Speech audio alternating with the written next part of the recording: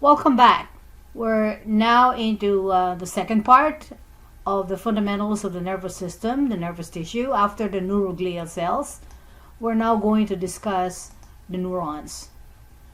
The neurons are the actual nerve cells and are the structural units of the nervous system. They are large, highly specialized cells that conduct impulses. They have special characteristics, which is extreme longevity. It will last a person's lifetime. Whatever neurons we have will be the neurons that we're going to have.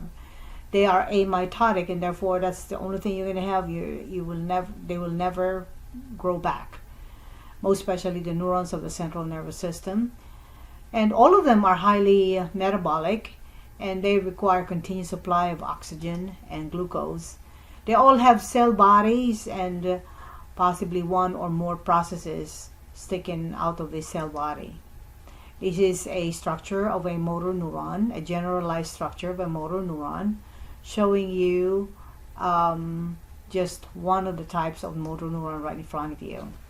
So, your neuron, let me go back right there. The neuron has several parts. The first part is actually your cell body. This is the cell body of a neuron. It is also called the soma or the perikaryon. That's this is the biosynthetic center of the neuron. It synthesizes proteins, membranes, chemicals. It has rough endoplasmic reticulum and therefore could synthesize proteins. It contains the nucleus and the nucleolus, and you could see that you have the nucleus and you have the nucleolus right there in the center. And they contain pigments. And in most, the plasma membrane is part of the receptive region that receives information from other neurons. And the plasma membrane is the cover of the neuron itself. And processes that are connected to the neurons, you have two of them. These things here are your dendrites, and this one here is the axon. So let's take a look at the dendrites. The dendrites pretty much are the ones that receive information from other neurons. And for here, the one that you see here are what you call dendritic spines. And many brain areas, the finer dendrites are highly specialized to collect information. These are your dendritic enzymes. So they convey incoming messages towards the cell body as graded potential, which is actually the short distance signals. Then you have the axon. So I just mentioned to you what the dendrites are. That's actually one type of process connected to the cell body. Now you have one long axon right here in this specialized motor neuron. And each neuron has one axon that starts at a cone-shaped area, which you call the axon hillock. This is your axon hillock right here. In some neurons, axons are short or absent, and in others, axon comprises almost the entire length of the cell. Some axons can be over 1 meter long. Long axons are called nerve fibers. Axons have occasional branches called collaterals, and they branch off this particular internodes right here. Okay, and they can branch profusely. The axons can branch profusely at the end, and these are what you call the axon terminals or terminal buttons. So let's take a look at myelination of neuronal processes. Neuronal processes, most especially the axons, gets to be myelinated or wrapped around by special neuroglial cells. They form what you call myelin sheaths. Myelin sheaths are whitish protein and high in lipids sheet, and they wrap around the axon itself.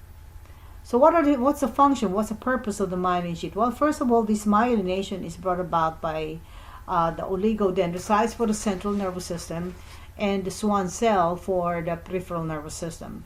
The function of the myelin sheath will be to protect and electrically insulate an axon, and also to increase the speed of nerve impulse transmission. And all myelinated fibers, okay, would carry segmented sheets, and that would make them larger in diameter. The larger the diameter, then the greater the myelination. Non-myelinated fibers do not contain these myelin sheets, and pretty much they conduct impulses slowly or slower than the myelinated ones, because myelination would improve the rate by which the impulse is actually conducted through the fiber. So here's actually how it looks like. This is how a peripheral nerve, which is here you have the axon, only one part of the nerve, the axon, the yellow tubes, is actually being myelinated by a Schwann cell. The Schwann cell would wrap itself around it and would wrap itself further several times, sometimes more than 10 times or more than 50 times. Okay, it rotates around it until it pushes all of its the part where it has the cytoplasm all the way at the outer more or the periphery, while the inside part is actually nothing but the plasma membrane sheath wrapping around, forming what you call the myelination. Now, this part here, okay, that's already where you have the cell itself, is actually called the neurolemma. And so the myelination, okay, this is actually your Schwann cell doing the myelination, okay, and one Schwann cell does myelination, and then they will appear to be looking like sausage links. In between them, you have what you call myelin sheath gaps. They were originally known as the nodes of Ranvier. These are gaps between two adjacent Schwann cells, and this is also the site where a possible axon collateral can emerge. And pretty much in the non-myelinated fibers, okay, the thin fibers, the non-myelinated fibers, these are thin fibers that are not wrapped in myelin. They are surrounded by Schwann cell, but there is actually no coiling of the Schwann cell. So one cell may surround 15 different fibers in non-myelinated fibers. But in the myelination, one Schwann cell will be wrapping itself several times to form the myelin sheath. And in the central nervous system, there is also sort of like a type of myelination, but it's not really true myelination. They're formed by the oligodendrocytes, and these are your oligodendrocytes. Each cell can wrap up to 60 axons at one time, and the myelin sheath gap, or the nodes of Ranvier, is also present. You can see that in between right there. And there are no outer color or perinuclear cytoplasm. They're right here. The perinuclear cytoplasm is over here, where you see the cell, and therefore the myelination there doesn't have any perinuclear cytoplasm. And the thinnest fibers are always unmyelinated, but covered long extensions of the adjacent neuroglial cells. The unmyelinated fibers are colored gray, while the myelinated fibers, because they are myelinated fibers, because they are they have myelin sheets around them, is actually colored white. Thus the name white matter and gray matter. Okay, white matter pertains to that part of the central nervous system substance that will be filled with a lot of these myelinated fibers, and they're called, and that would have myelin sheets, and that would give a color of white. And those that do not have any myelination, this part here that do not have any myelination, that part will definitely be colored gray. So we're back to the structure of a motor neuron. Okay, just to show you the entire neuron with the cell body and the axon, the dendrites, just to recap, and the axon being myelinated. All right. Okay.